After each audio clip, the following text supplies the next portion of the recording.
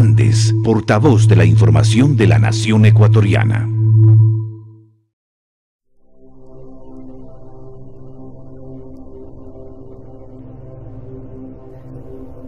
La era de las dictaduras militares y las irrupciones violentas contra regímenes democráticos en América Latina pasó. Pero si por un lado se cierra la posibilidad del golpe de Estado militar, por el otro, los procesos de cambio estructural que viven países como Ecuador, Argentina, Bolivia y Venezuela son considerados todavía una amenaza para los intereses geopolíticos de los Estados Unidos, que no ha renunciado a su vocación imperialista. En Ecuador, como en otros varios países de la región, la derecha se dedica ahora a pensar, planificar, organizar y llevar a cabo la estrategia del golpe blando.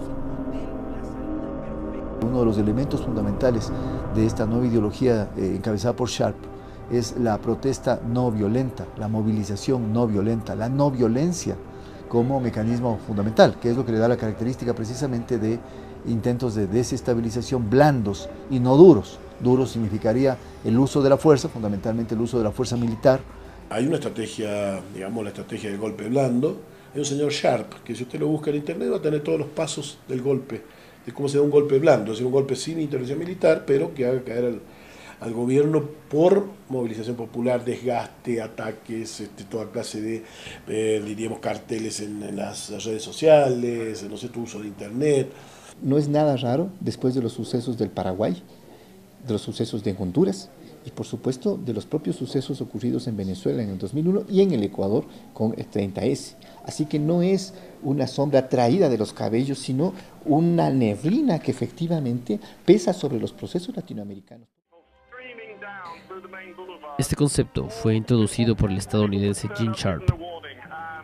Para conseguir este golpe de Estado, él propone 5 etapas: ablandamiento, deslegitimación, calentamiento de la calle, combinación de diversas formas de lucha y fractura institucional. Un mínimo análisis de lo que sucede en Ecuador revela cómo esa estrategia ya está en marcha y cómo los medios de comunicación privados la viabilizan. Con un bloque de asambleístas de mayoría que propone tonterías. Correa, que tiene este espíritu paternalista, que cree que el pueblo es idiota, que es un rebaño de borregos, de ovejas, entonces Correa no cree eso.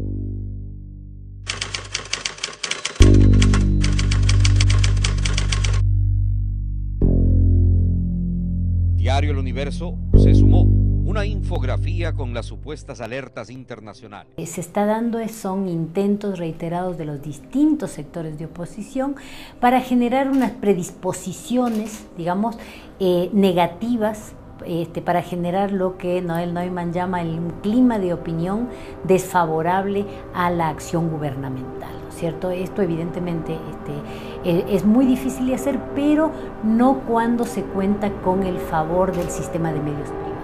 Un comunicado de la Cancillería alemana alerta el grave riesgo que corren sus viajeros si visitan el Ecuador. El Ecuador ha caído muy bajo. La delincuencia, el narcotráfico, el crimen organizado se han tomado nuestro país. Su discurso posiciona al gobierno como el que menos inversión extranjera ha tenido. Ecuador es el penúltimo país de América Latina en recibir inversión extranjera, según el más reciente informe de la Comisión Económica para América Latina y el Caribe, CEPAL. Dicen que Correa desaparecerá la dolarización. Dicen que hay liquidez en Ecuador. Dicen que Ecuador triangula con Irán y que se expone a un eventual bloqueo por un supuesto apoyo a lo que ellos llaman terrorismo. De que algo no está funcionando bien cuando los medios de comunicación, por ejemplo, están permanentemente dejando de lado la información sobre temas de interés público, están invisibilizando de manera periódica y permanente acciones que la ciudadanía debe conocer y que muchas de ellas son gestionadas desde el aparato estatal o desde el sector público. El discurso de los medios mercantiles olvida las colocaciones directas que han hecho Rusia, China, Brasil, entre otros países. O sea, si no es de Estados Unidos o el FMI, el financiamiento para ellos no cuenta. Orgullosos de estar participando en la construcción de la patria nueva. Esta es la patria nueva, compañeros. Envuelven argumentos simples en un lenguaje complejo y alertan a la ciudadanía con titulares escandalosos. Hoy hay expertos que están diciendo que hay que hacer, cómo hacer que la gente se enoje, expertos en producir descontento, ¿no? Artificiosamente, permanentemente, hábilmente, utilizando lo que León Gieco, aquel gran cantante argentino, llaman esa pobre inocencia de la gente, digamos, ¿no? La gente que, bueno, ve los periódicos, ve la televisión y cree en eso. Acusan al presidente Rafael Correa de ser fascista y totalitario. Utilizan con una liviandad y con una facilidad espeluznante términos como totalitarismo. Yo desconozco si es que tienen noción de a qué se están refiriendo con un término como el de totalitarismo, términos como el de fascismo, términos como el de dictadura. A mí me parece que resulta francamente a veces irresponsable y repudiable. En el Ecuador en realidad hay una forma contemporánea de dictadura. El tema acá es que considero que el gobierno utiliza la comunicación como una práctica fascista. Tiene que precisarse que esto es un punto dentro de una política de totalitarismo, de una política fascista del gobierno de represión. El triunfo de Correa tiene un significado latinoamericano, y ese significado latinoamericano es la consolidación en el Ecuador del chavismo. Tendrá más poderes que nunca, por lo que podría agudizarse su ofensiva contra la prensa independiente.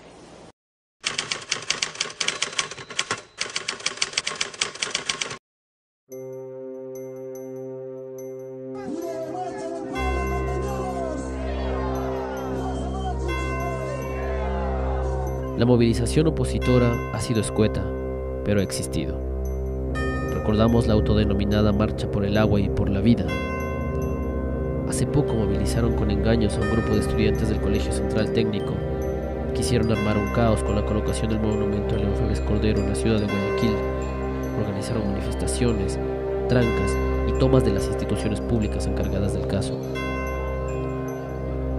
En Guayaquil hubo incluso un intento de replicar el movimiento opositor de Venezuela, denominado Manos Blancas, financiado por la USAID. Esos intentos no prosperaron. El objetivo principal de este movimiento, en definitiva, es derrocar gobiernos populares. Los medios privados juegan un papel muy importante al momento de encontrar algo que criticar en la acción gubernamental. Se convirtió el presidente de la República en un sicario de la mentira.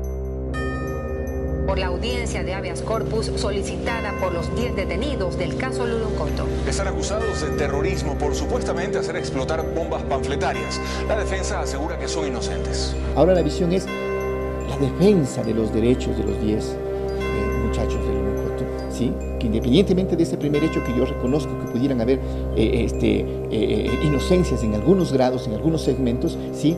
El partido mediático se ha convertido ahora en el pro defensor de las libertades públicas, la libertad de expresión y de los derechos humanos, cuando sabemos que ese tratamiento es hipócrita e infame.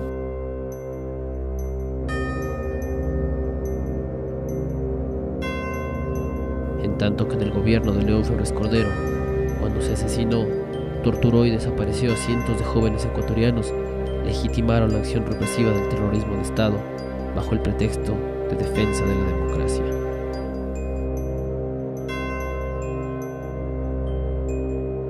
Yo jamás he mandado a dar una paliza, pero el día que se la mande a dar, no sale de ella.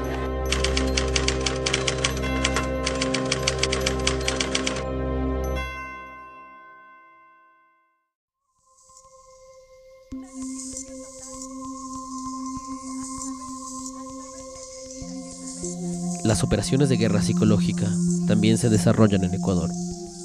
El intento desestabilizador ha sembrado rumores en la fuerza pública ecuatoriana. Por ejemplo, en 2010, una manipulación en torno a la ley de servicio público generó el momento más crítico del gobierno del Ecuador. Los sectores políticos maniobraron dentro de la policía para generar los trágicos sucesos del 30S. Esto también es parte de la estrategia desarrollada por Sharp.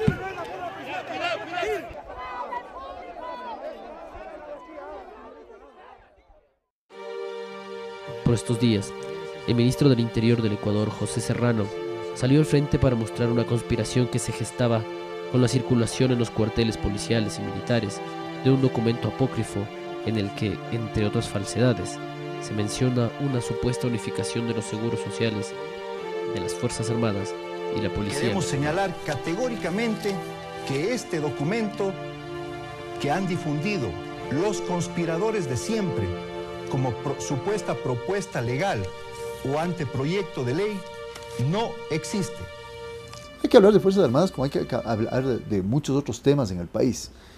El problema es cuando esto se convierte ya en un tema que va mucho más allá de lo razonable, cuando efectivamente primero se alarga de manera curiosa, inusitada, en la agenda informativa de los medios, cuando hay una suerte de frente común de los medios para visibilizar y focalizarse en este problema, cuando los niveles de especulación rebasan lo razonable.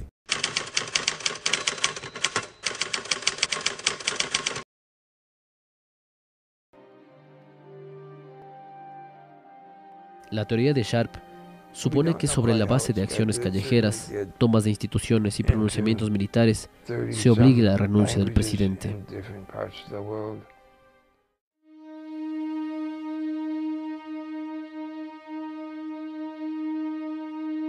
Los gobiernos con discurso antiimperialista han generado una serie de epítetos que es fácil encontrar en periodistas y pseudoanalistas del Ecuador y el continente. Ecuatorianos, abramos los ojos. Rafael Correa miente otra vez al país. Utiliza el poder de la presidencia de la República para entablar juicios, presionar a los jueces y enriquecerse. Pero mientras la mayoría de países ha recibido grandes proporciones de estos capitales, el Ecuador es el penúltimo país de Sudamérica al cual el dinero extranjero quiere llegar. Nosotros reclamamos únicamente esa misma libertad, que jamás el Ecuador llegue a tener un silencio. Yo para canales del Estado no hablo. ¿De qué canal eres? El Ciudadano Catalina Llanes. No te puedo dar, discúlpame. No, Gustavo, todo mi aprecio para ti, pero no hablo para canales del Estado. Aún así, con todos los insultos que pueden producir a diario, los medios de comunicación privados posicionan discursos como el de defensa de la libertad de expresión, pretendiendo librar una batalla contra el gobierno que supuestamente intenta silenciarlos. Está amenazada la libertad de expresión, no de nosotros, de los ecuatorianos. Aquí se va a instalar una forma de gobierno terrible, y permíteme que golpee la mesa de visión. Me atrevería a decir que es la ley que más restringe la libertad de prensa de las que nosotros conocemos, incluso más que algunas leyes que han sido aprobadas en Venezuela. Este momento en la estrategia del golpe de Estado consiste en manipular prejuicios anticomunistas, o en el caso del Ecuador, prejuicios antipopulistas.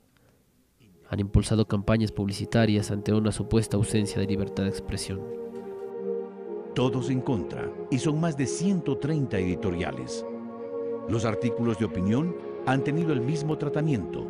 Ningún articulista de los llamados medios independientes ha escrito unas cuantas líneas favorables a la posición del gobierno. Todos lo han hecho en contra de la consulta. Y son 488 artículos de opinión. Creo que el mejor antídoto contra esto, la posibilidad de que pudieran existir este tipo de golpes llamados blandos en países de América Latina donde se están produciendo procesos de cambio profundo y de afectación a las élites económicas y políticas, es precisamente la respuesta de la ciudadanía y de la organización social. Los golpes de Estado blandos ya han tenido éxito en el continente. Basta ver lo sucedido en Paraguay con el presidente Fernando Lugo o en Honduras con Manuel Zelaya. Para la agencia de noticias Andes, Santiago Aguilar Morán.